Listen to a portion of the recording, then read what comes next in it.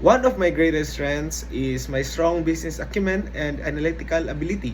In my previous role, I led a team in optimizing a company-wide process that reduced operational cost by 20%.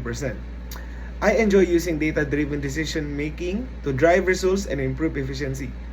Another key strength is my leadership and ability to work with diverse teams.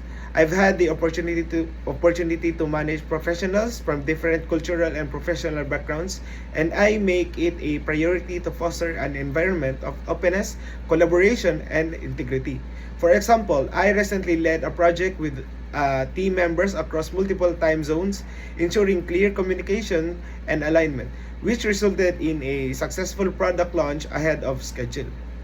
As for weakness, I used to struggle with delegating tasks because I wanted to ensure everything met my high standards. However, I've worked on this by trusting my team more and mentoring them to take ownership of their work.